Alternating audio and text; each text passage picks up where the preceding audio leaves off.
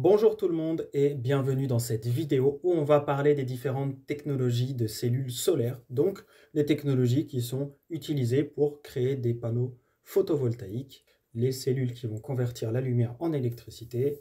Il y a plusieurs possibilités pour les faire et on va les voir dans cette vidéo. Donc, on va commencer par le silicium cristallin. Je vous ai fait une vidéo sur le silicium, une vidéo plus complète dédiée à ça. Là, on va juste rappeler deux, trois choses simples. Et au fur et à mesure de la vidéo, pour chaque technologie, je vais vous donner les rendements, les avantages, les inconvénients, et puis parfois aussi la surface nécessaire pour produire. On va prendre, mettons, 300 watts. Comme ça, vous aurez un élément de comparaison en tête. Alors, on va commencer par le silicium cristallin, puisque c'est la technologie dominante sur le marché à l'heure actuelle, plus de 90% des panneaux solaires, et il se décline en deux grandes catégories. Il y a le silicium monocristallin et il y a le silicium polycristallin. Donc faites bien la différence quand vous achetez des panneaux solaires. Ça peut faire varier un peu certaines choses, ou beaucoup, en fonction de ce qu'on appelle un peu et beaucoup. Donc, on va commencer par le monocristallin. Le monocristallin, le concept, c'est quoi? C'est qu'il est fabriqué à partir d'un cristal unique de silicium, ce qui permet aux électrons de circuler plus facilement. Son apparence est souvent noire et homogène et il offre les meilleurs rendements parmi les cellules cristallines. L'avantage, alors les avantages, parce qu'il y en a plusieurs.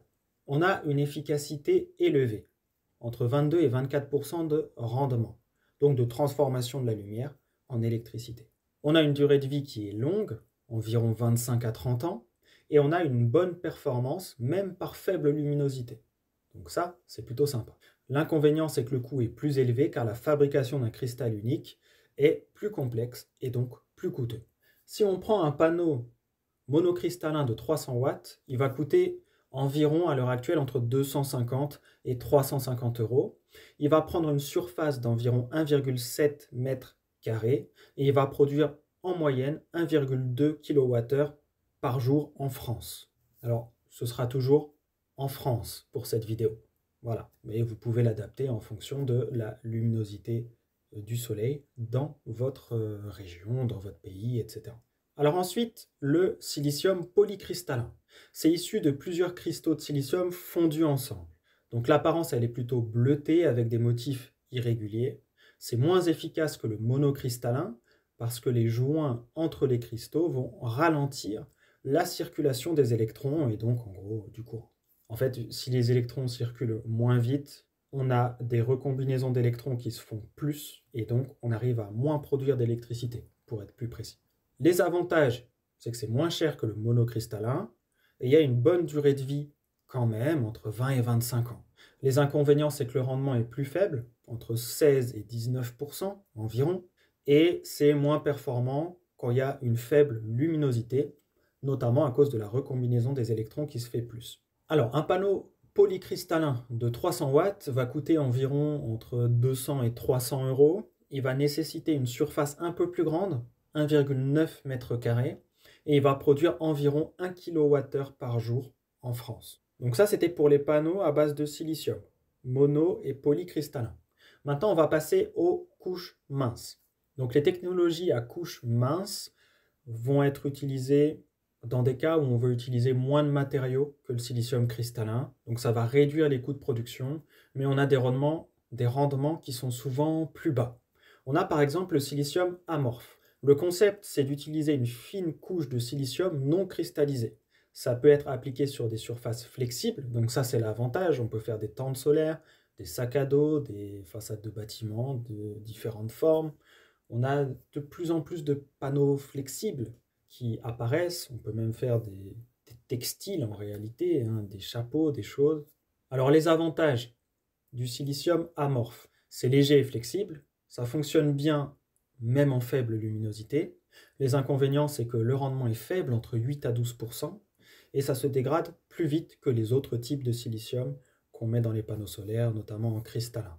Si on prend un exemple, pour un panneau de 300 watts, on va avoir besoin d'une surface beaucoup plus grande, entre 3 et entre 3,5 et 4 mètres carrés. Et ça coûterait entre 150 et 200 euros. Au niveau de la production, on produirait seulement 0,8 kWh par jour. Donc ça descend encore un peu. Alors ensuite, on a les CIGS et les CDTE. Donc le concept, c'est quoi? CIGS, c'est cuivre, indium, gallium, sélénium. Et CDTE, c'est tellurure de cadmium. Ça absorbe mieux la lumière que le silicium. Ça, c'est cool. C'est moins épais, plus léger et flexible. Les avantages, c'est qu'on peut avoir un bon rendement pour une couche mince, entre 13 et 18%. Il y a moins de matière utilisée et donc on a un coût de production qui est réduit. Les inconvénients, c'est qu'on a moins de recul sur la durée de vie. On pense que c'est entre 15 et 25 ans à l'heure actuelle, globalement. Et les matériaux sont plus rares, parfois toxiques, comme le CDTE en particulier.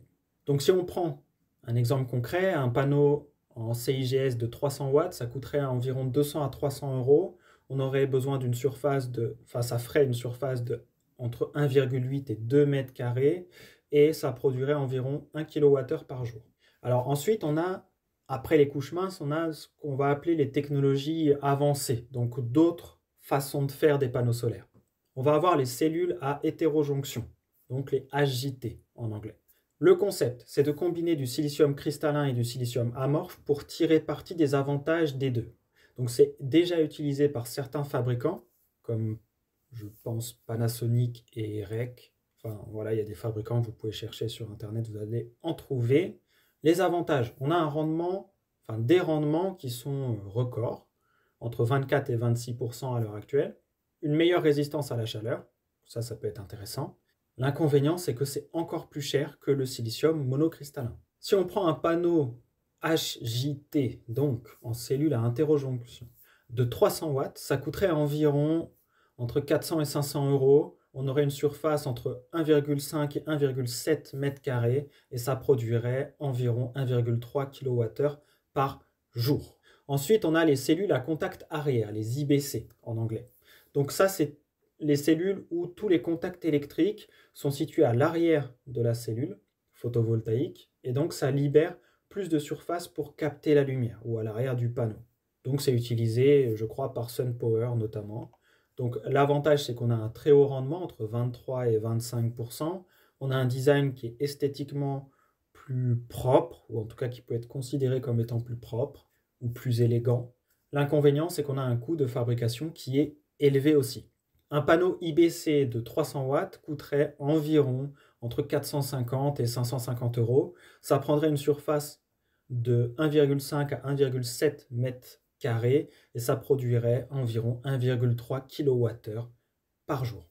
Donc si on fait une comparaison, si vous avez besoin de choisir, je vais peut-être mettre un tableau qui va cacher ma tête, là je ne sais pas, ou peut-être que je vais les mettre au fur et à mesure.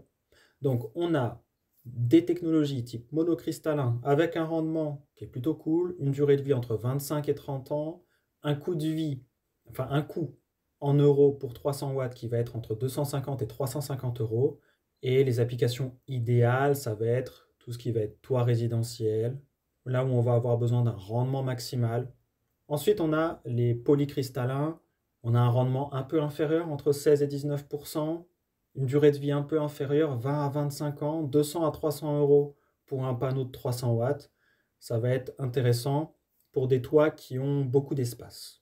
Pas de problématique d'espace particulier. Bon, bah là, on peut mettre plus de panneaux. C'est peut-être intéressant d'utiliser du polycristallin en termes de coût, de revient, de rendement. Ensuite, on a le silicium amorphe. 8 à 12% de rendement seulement. Là, on est vraiment dans le bas du panier. Durée de vie entre 10 et 20 ans. Bon, on est encore dans le bas du panier. Coût en euros pour 300 watts, 150 à 250 euros. On est encore dans le bas du panier. Ça, c'est plutôt un avantage. Intéressant pour les objets flexibles, les toits courbés. Ensuite, on va avoir tout ce qui est CIGS, CDTE.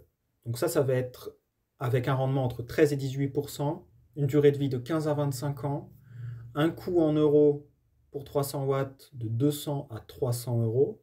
Donc là, ça va être intéressant, par exemple, pour des grandes surfaces, pour des fermes solaires. Ensuite, on a les cellules hétérojonction. Donc là, avec un énorme rendement, on va être à 24 à 26%, 25 à 30 ans de durée de vie. Donc ça, c'est top. Coût un peu cher pour 300 watts, entre 400 et 500 euros à l'heure actuelle. Et là, vraiment, c'est pour des gens qui veulent une performance maximale. On va peut-être partir sur de l'hétérojonction à l'heure actuelle. Et ensuite, on a tout ce qui est contact arrière, donc IBC. Un très très bon rendement, entre 23 et 25%.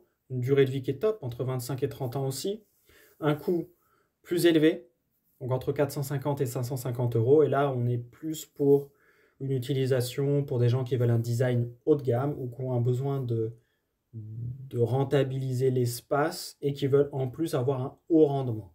Donc quelques autres exemples de choix. Si vous avez un camping-car et que vous ne voulez pas mettre des panneaux en dur au-dessus de votre camping-car, vous pouvez prendre du silicium amorphe. Faites des panneaux à base de silicium amorphe, donc des panneaux légers et flexibles. Ensuite, pour les toits résidentiels, si vous avez un budget limité, le polycristallin, c'est top. Pour les toits résidentiels où vous avez une question d'espace limité ou alors vous voulez chercher du haut de gamme, du haut rendement, on va aller sur du monocristallin ou de l'IBC, donc contact arrière.